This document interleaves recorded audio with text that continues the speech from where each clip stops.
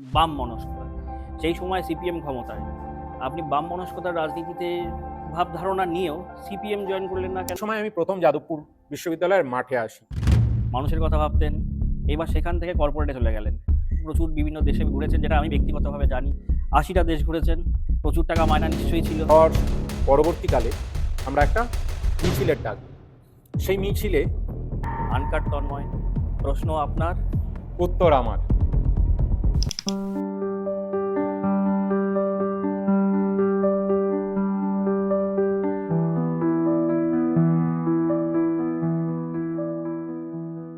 আজকে আমরা আছি বারুইপুর লাঙ্গলবেড়িয়ার চক্রবর্তী বাড়িতে। এই বাড়ি এক ঐতিহাসিক বাড়ি। এখানে ৫০০ বছর পুরনো দুর্গাপুজো এখনো চলছে।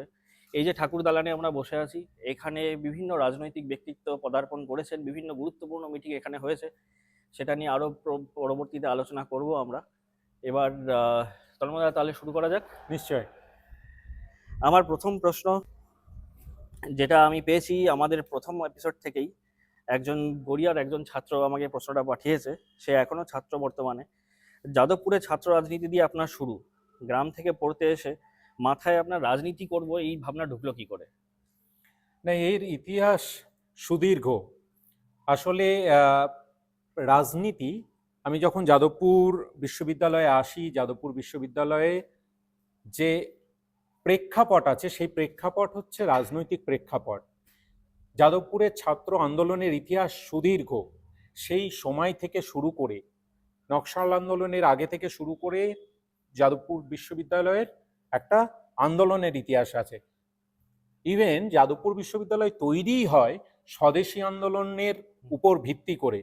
কবিগুরু রবীন্দ্রনাথ ঠাকুর সেখানে সরাসরি, এই যে প্রথম তখন যাদবপুর ইউনিভার্সিটি অর্থাৎ যাদবপুর বিশ্ববিদ্যালয় নাম ছিল না, সেই জায়গা থেকে দাঁড়িয়ে তখন তাদের মনে হয় যে যদি দেশকে এগিয়ে নিয়ে যেতে হয় তাহলে শুধুমাত্র ইংরেজদের উপর, ব্রিটিশদের যে শিক্ষা ব্যবস্থা তার উপর নির্ভর না করে তথ্য প্রযুক্তির ক্ষেত্রে বা ইঞ্জিনিয়ারিং সেগমেন্টে নতুন করে স্বদেশীভাবে শিক্ষা প্রতিষ্ঠান গড়ে তুলতে হবে। সেই সুদীর্ঘ ইতিহাস পেরিয়ে যাদবপুর বিশ্ববিদ্যালয়ের পথ চলা, যেটা এই মুহূর্তে ভারতবর্ষ তথা পৃথিবীর অন্যতম শ্রেষ্ঠ বিশ্ববিদ্যালয়।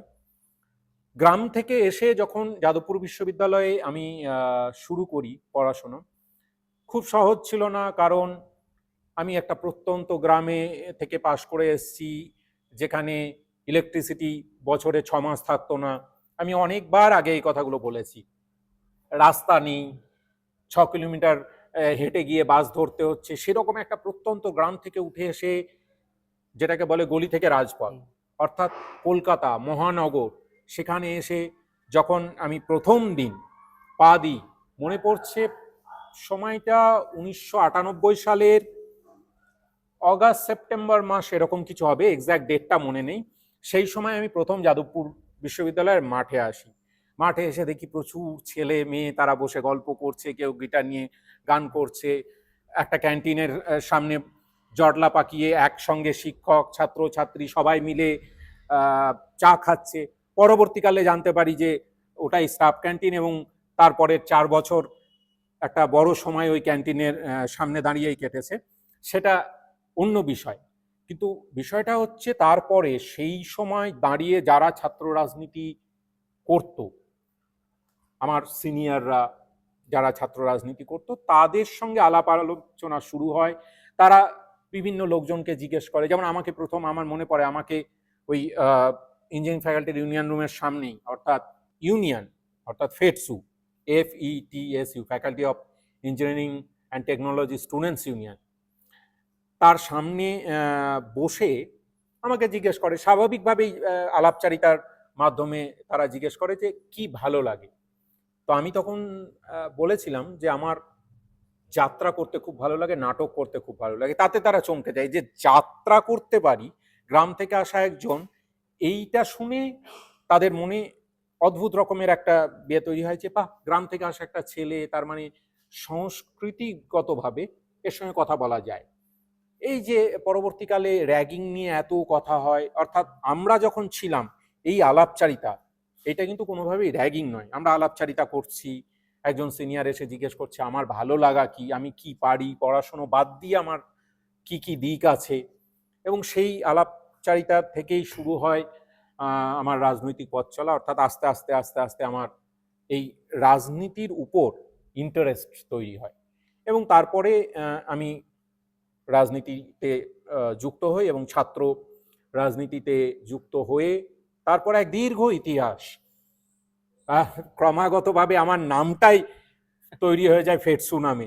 এখনো সবাই আমাকে ফেটসু নামেই চেনে। মানে আমি যে সময়টা পড়াশোনা করেছি তার আগে পরের অন্তত 30 বছরের স্প্যানের লোকজন আমাকে চেনে। তারপরে শুরু হয় ছাত্র রাজনীতি, ছাত্র আন্দোলন।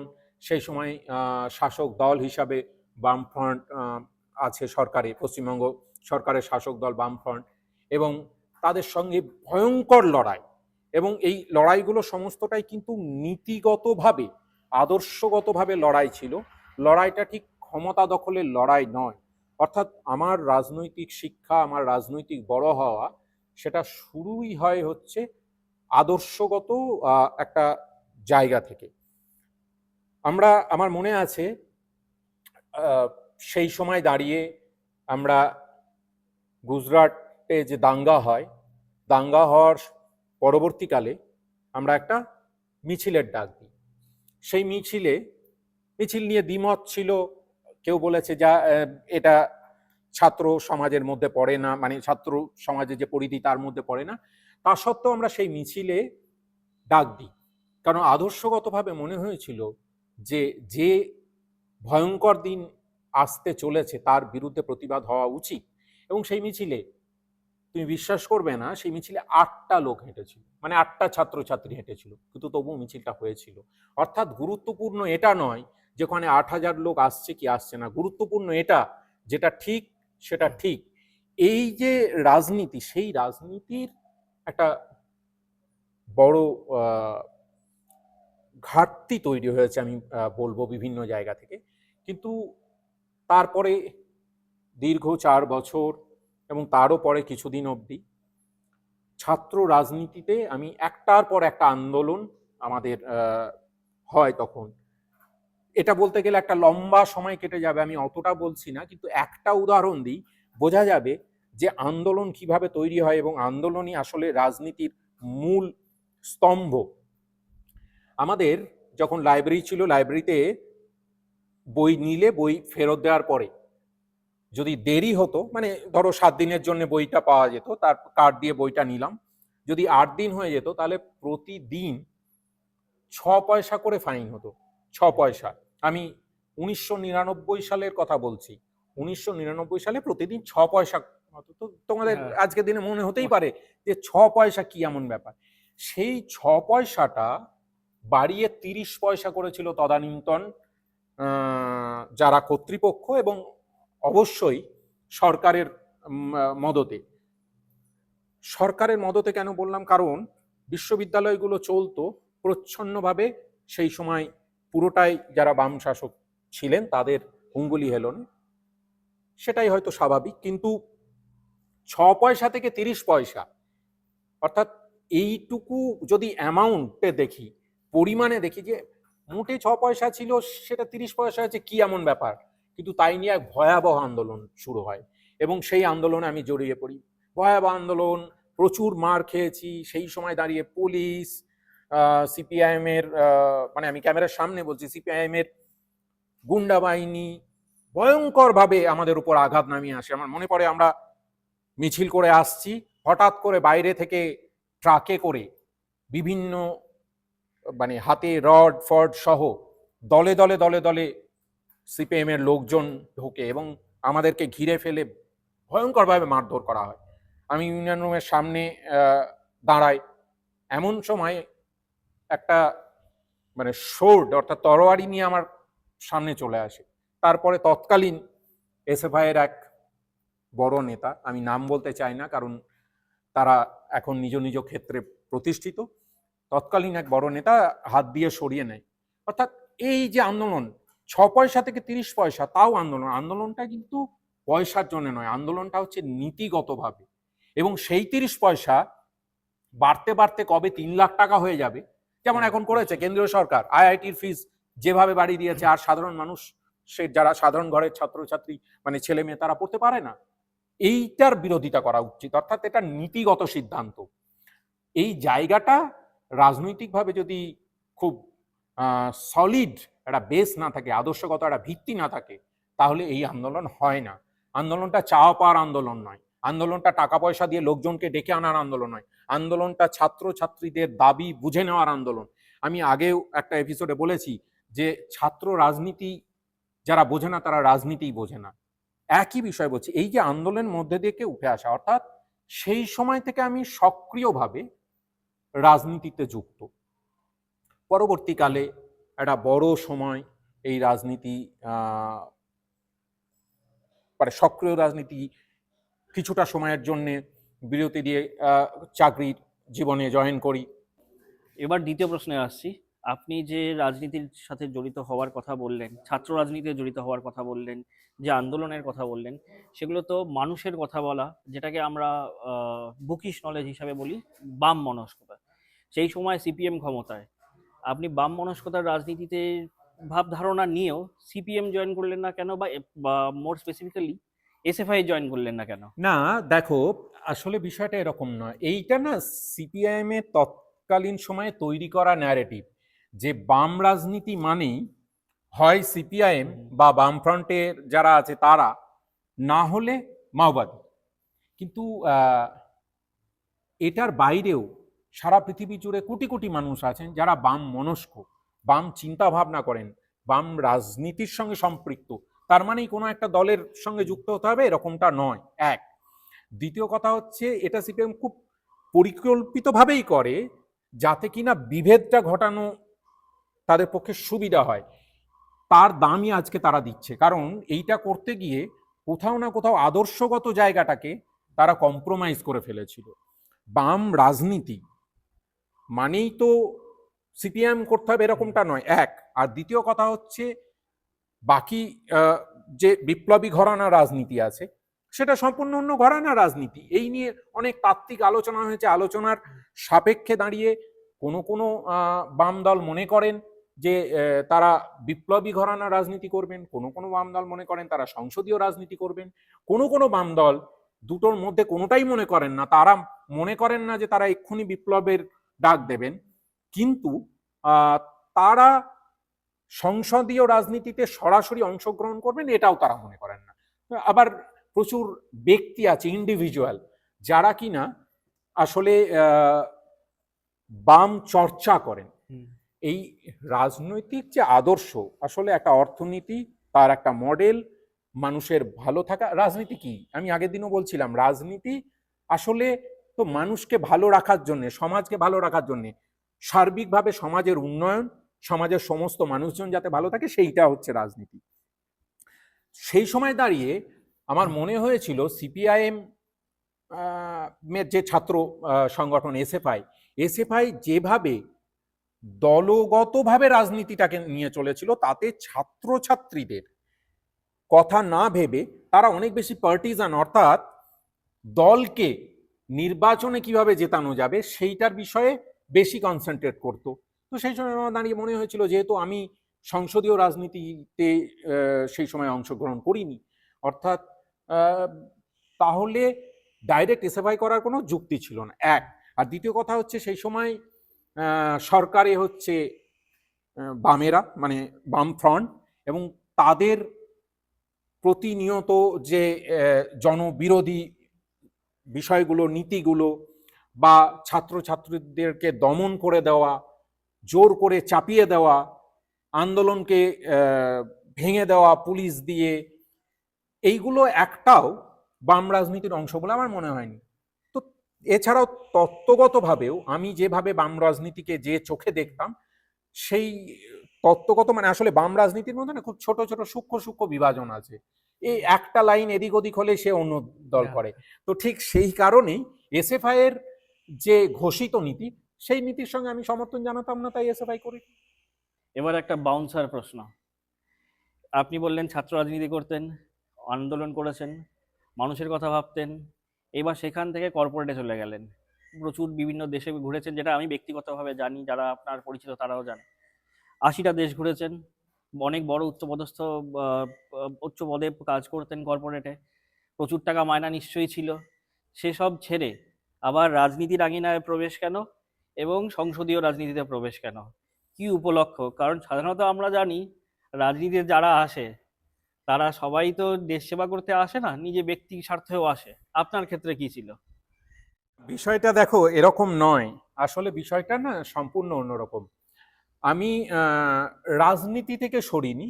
হ্যাঁ, নিশ্চিতভাবে সক্রিয় রাজনীতি সবসময় করা সম্ভব হয়নি। আমি প্রায় 20 বছর কর্পোরেটে ছিলাম, বিভিন্ন কোম্পানিতে চাকরি করেছি, এবং অনেকটা ঠিকই শুনেছ, 80টা নয়, তবে প্রায় 40টা দেশে আমি ছিলাম, গেছি, এবং কোনো একটি বহুজাতিক সংস্থার উচ্চ পদে ছিলাম, এবং ঠিক আছে, অনেক টাকাই হয়তো মাইনে পেতাম। কিন্তু বিষয়টা সেটা নয়, বিষয়টা হচ্ছে আমি তারপরে এই যে পিরিয়ডটা, অর্থাৎ ছাত্র রাজনীতি থেকে আবার সংসদীয় রাজনীতিতে যোগদান, এর মধ্যের সময়টা কিন্তু আমি বসেছিলাম না। আমার রাজনৈতিক চিন্তা ভাবনা ছিল বিভিন্ন গণ আন্দোলন, এই পশ্চিমবাংলার বুকে বিভিন্ন গণ আন্দোলন, সেই গণ আন্দোলনে আমি ক্রমাগত অংশ নিয়েছি, এবং বিভিন্ন আন্দোলনের নেতৃত্বও দিয়েছি। নেতৃত্ব দেওয়ার সুযোগ হয়েছে, কারণ নেতৃত্ব দিয়েছি বলার থেকে বলা ভালো, নেতৃত্ব দেওয়ার সুযোগ হয়েছে কারণ মানুষ ঠিক করেন কোন আন্দোলনে কে নেতৃত্ব দেবেন। নিজে থেকে আমি এই আন্দোলনের নেতা এইভাবে বলা যায় না।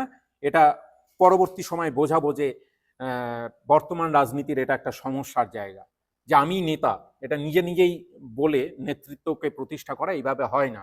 একটা আন্দোলনের ইতিহাস থেকে নেতৃত্ব তৈরি হয়।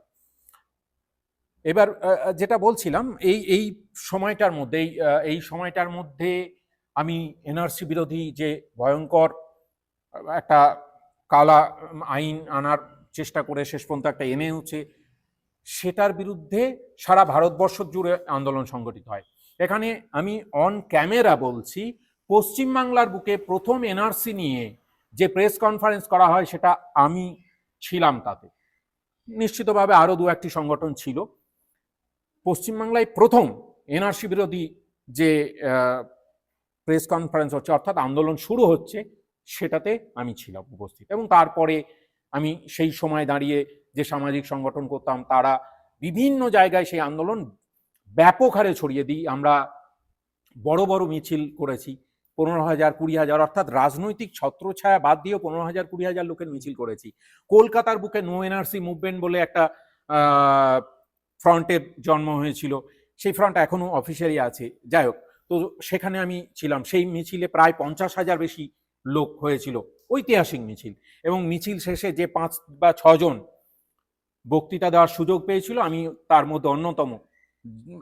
ধর্মতলায় পৌর ভবনের সামনে দাঁড়িয়ে একটা জাস্ট ট্রাকের উপর, মানে ভ্যানের উপর দাঁড়িয়ে যে 4-5 জন বলেছিল, সেই বক্তব্য এখনো হয়তো সামাজিক মাধ্যমে খুঁজলে পাওয়া যাবে। এরপরে বিভিন্ন আন্দোলন, কৃষক আন্দোলনে আমি দিল্লিতে ছুটে গেছি, সেখানে তাদের পাশে থেকেছি। একটার পর একটা গণ আন্দোলনে কিন্তু আমি পরপর অংশ নিয়েছি। এবং 2021-এর বিধানসভা নির্বাচনে যে সময় দাঁড়িয়ে মনে হচ্ছে যে সারা ভারতবর্ষের বিভিন্ন রাজ্যে যে গেরুয়া ঝড়, সেই মতো এই নবজাগরণের বাংলাকেও তারা দখল করে ফেলবে বিজেপি, এবং বহু লোক ভেবে বসেছে যে বিজেপির সরকার প্রতিষ্ঠিত হয়ে গেছে, সেই সময় দাঁড়িয়ে সেইটা বুঝতে পেরে তার প্রায় 6 মাস থেকে 1 বছর আগে থেকে আমরা শুরু করি বিভিন্ন জায়গায় ছোট ছোট করে কাজ, মানুষকে সংগঠিত করি, তৈরি করি নো ভোট টু বিজেপি বলে একটা ফোরাম। আমি একা বলছি না, এর কৃতিত্ব আমার একার নয়, নিশ্চিতভাবে এখানে বহু সংগঠন ছিলেন। এই ইন্টারভিউ দেখে অনেকে বলতে পারেন যে ও কি একা করেছে। আমি একা করার কথা বলছি না, কারণ এই ব্যক্তি বিষয়টাতে আমি বিশ্বাস করি না। আমি রাজনীতি মানে বুঝি হচ্ছে সমষ্টি, রাজনীতি মানে হচ্ছে মানুষজনকে নিয়ে একসঙ্গে চলা। নিশ্চিতভাবে তাদের মধ্যে থেকেই কাউকে উদ্যোগ নিতে হয়। সেই যারা উদ্যোগটা নিয়েছিলেন নো ভোট টু বিজেপির, তার মধ্যে আমি নিশ্চিতভাবে অন্যতম। এবং 2021-এর, খুব ভুল না করলে ভারত সভা হলে 4 জানুয়ারি এর আত্মপ্রকাশ ঘটে। তার আগে বিভিন্ন মিটিং মিছিল তো হয়েছে আমাদের নিজেদের মধ্যে। সেখানে যারা প্রেসিডিয়ামে ছিলেন, আমি তাদের মধ্যে অন্যতম ছিলাম। অর্থাৎ এর থেকে আমি যেটা বলতে চাইছি যে আমি কখনোই রাজনীতির বাইরে চলে যাইনি, রাজনীতিতে হুম। ছিলাম। তারপরে 2021-এর নির্বাচন পরবর্তীকালে আমি সংসদীয় রাজনীতিতে যোগদান করি।